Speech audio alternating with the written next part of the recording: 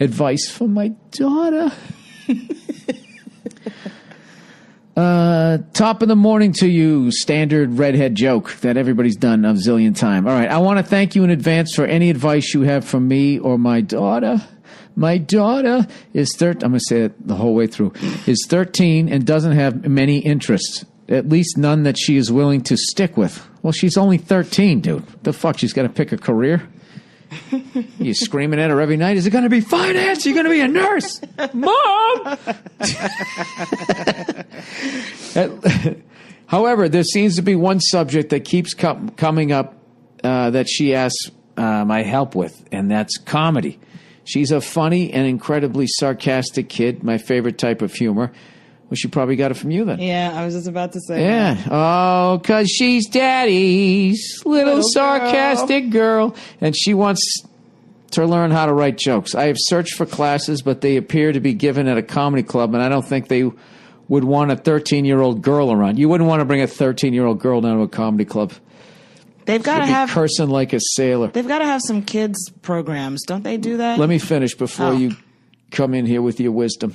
Can you recommend any kind of book or video class that she can study? I've seen a lot of material, but I'm not sure what will help her get started. Big fan and appreciate any suggestions that you may have. And if you read this on the advice show, please give me a heads up. I will have her. How the fuck would I give you? I don't know who you are. What is the advice show? Let her hear it directly from you and not shittily passed along from her moron father. And I would like to count how many mistakes you made reading this letter. I kept the well, you want to talk about mistakes, dude? When you said at least none that she's willing, you spelled none, N-O-N. All right, fucko? I kept the word small for your illiterate ginger ass. They're such arrogant cunts. Maybe this is why your daughter doesn't like to share interests, because you're kind of a prick. No, he is. You know what it is? He's worried that I'm going to shit on him, so he's going to shit on me first. So anyways, first of all, Emerson College, all of a sudden now you can major in comedy. I heard that tonight. Yeah, which kind of makes sense considering the comedic legends that have graduated from the school. No, just such as Bill Burr. Just the tickets that comics are selling. When I started out, there was a handful of people playing theaters. Mm-hmm. And that would be like George Carlin, Bill Cosby. See, I'm already forgetting. I mean, maybe those guys that had their TV shows. And when I started, Seinfeld still hadn't become a hit yet. So he was probably just selling out clubs. Maybe Roseanne Barr, if she gave a fuck enough at that point, because Roseanne was still going. But there was it was a short list. And now there's like a zillion people out there, it seems. They're all playing theaters. They're all writing new hours and everything. Like, there's never been a more prolific time. So I think they're finally seeing it when, like, how many fucking comics have sold out Madison Square Garden? Like, that was like, it was like Eddie Murphy did it, Dice Clay did it, and then Dane Cook did it. So there was like there was two guys in the 80s, nobody in the 90s that I knew of. No comic in the 90s that I know of that wasn't, well, Eddie had already stopped. Dice maybe did it in 1990. But, Seinfeld? No, or was he doing I don't the think show? He was doing the show. That was when a lot of comics were doing their own TV shows. Yeah. Tim Allen. Yeah, I don't know how it happened, but all of a sudden now, there's like I think I know like 5 people that sold the fucking thing out. So it's now it's finally, I think, comedy. Well, maybe that they're having it as like comedy writing and that, but I always look at it as like being a comedian. It's actually it's a career now, where people used to kind of look at it, even though it always was a career, but it was always kind of viewed as like it was this stepping stone to get a sitcom. I find it strange that like you major in comedy. It's cool, but it's like, it's such a weird thing. So they're probably It is weird. Do you have to be funny in like your application and shit? Like right, how exactly. do you do that? They probably do like the acting program where you have to do some material. They probably study all like the history of comedy from the very beginning, like vaudeville up until now. They watch a ton of specials. They probably have to write. It's kind of like when I did Emerson and I graduated with a media arts degree, right? We watched a shitload of movies. We wrote a lot of papers about it. That's probably what they're going to do. They have to do some sort of performance. Right.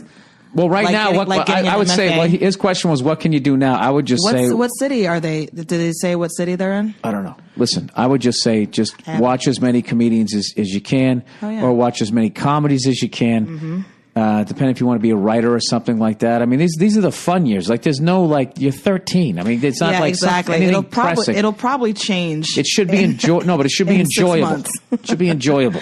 Yeah, why are you trying to make it a career for her already? No, because he loves her. No, I know. I'm just joking. But also, they do improv classes for people that age. That's a good fun thing to do. Don't take an improv class at 13. Why? That's like teaching a kid how to throw a fucking curveball. They're too young. Well, if you try to teach a kid when he's too young to throw a curveball, let me finish. You're fucking interrupting me here. They're fucking, they get the Tommy John surgery. Now what? Now you're going to pout on me? I'm not pouting. Yeah, you are. That's your pout face. Is this my pout face? Yeah, I was trying. I had a nice fucking reference there about throwing the curveball. It was going well, and you were jumping in on me. So I decided to defend myself. And now you know what's going to happen? You're within 3 more dumb things of me saying of doing that thing where you cross your arms and you fucking look in the other direction. My arms are already half crossed. I know. Yeah. And then I say, what's wrong? And you go, nothing. Nothing's wrong. Something's wrong. You got your fucking arms crossed. I don't understand what her going to an improv class is. Why is that a bad idea? Because a lot of those improv theaters, they also do comedy writing workshops and all that kind of stuff. I'll tell you why. Because anybody learn how to perform. Who's in comedy and their job is to teach 13-year-olds how to do improv, they stink. They married a rich guy and they're fucking bored, and now they think, oh, maybe this is my talent, and they're going to teach them more shit. I had this is what you do. Teachers, not when I was 13. Not when you were 13. Fuck that. This is what you do. When I was 13, but hang out with your friends and joke around and be funny and find out the movies that, you know, make your generation laugh. Just do that. This should be fun. It should be fun. Yeah, that's a good point. Shouldn't be, turning this into like the sports dads, which was the reference where they teach them how to throw a fucking curveball at 13. And the movement that you do when you throw it, you're snapping your wrists like that. The tendons in their arms are still growing or whatever. I don't know what it is medically, but their arm is not strong enough to do it. And these kids need Tommy John surgery, which is basically you take a ligament out of your fucking leg and replace it in the elbow they should be skipping rocks across a fucking lake. You know the advice that I gave? No, you're absolutely right. The advice I gave Holy is the shit. kind of Can you advice. say that again? What? That's all right. I have it recorded. Good. Oh, when I said that you're right? You said absolutely right. I don't think I've ever heard that. The advice I just gave is the kind of advice my dad would give, where he'd be like, we'll get into a class and take this and do this writing thing and da-da-da-da. He would make it this whole big stage parent regimented thing. Well, there's a time and place for that, and it's not when you're 13. 13, you should be walking home from school if they didn't have you fucking believing there's a pedophile behind every fucking tree. You should be goofing off with your friends and just... You should know how to make people laugh. You should just be fucking making people laugh. You don't want to break it down and be like, oh, I just made my 13-year-old friend laugh. Well, let's see. Let's look at the setup. And what was the punchline? You're going to start doing... Right. Oh, here comes my... You know what I'm going to do today at school? You know what I'm going to do today? You're 13. I'm going to work on my misdirections. Dad, you wouldn't believe it. I tagged this whole thing about the lunch lady. You don't want to do that. Just fucking... Suck all the fun out of it. Exactly. Just, I would say... Watch the legends of today, like Melissa McCarthy, Kristen Wiig, whatever the fuck you're into, and I don't know. I don't know what to tell you. That's what I would do. That's good advice. Yeah, I don't stick her in a fucking comedy class. Oh Jesus! File that under oh Jesus. Comedy, what is it? Webster's dictionary defines comedy as. What is this thing that we call comedy?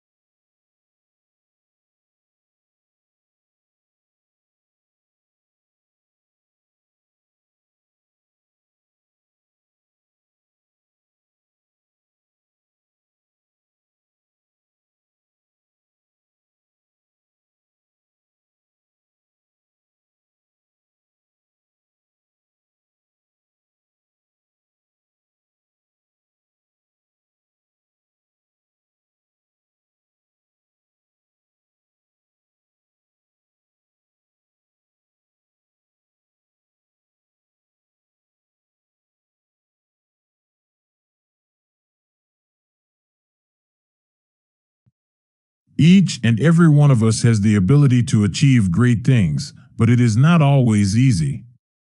There will be obstacles, there will be setbacks, and there will be times when we want to give up.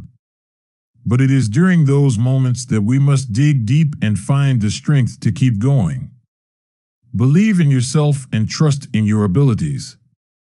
You are capable of more than you know. And when you encounter a challenge, remember that it is not the end, it is simply an opportunity to learn and grow. Life is not always fair, but it is always worth it. Every struggle, every hardship, every obstacle we overcome makes us stronger and more resilient. And when we finally achieve our goals, the sense of accomplishment and pride is all the sweeter. So don't be afraid to dream big and pursue your passions. And when things get tough, remind yourself why you started and keep pushing forward. Together, we can accomplish anything. And let me remind you, success is not defined by the destination, but the journey. The process of working hard, failing, learning, and trying again is what shapes us as individuals and helps us to become the best versions of ourselves. So embrace the challenges, embrace the struggles, embrace the failures. They are all necessary steps on the path to success. And when you feel like giving up, remember that you are not alone. We all face difficulties, and we all have the power to overcome them. And most importantly, remember that the only person you need to compete with is the person you were yesterday. So set your goals, make a plan, and take action. Every day is an opportunity to make progress and become the best version of yourself. So I urge you to believe in yourself, to have faith in your abilities, and to never give up. You have within you the power to achieve greatness. Now go out there and make it happen. Thank you.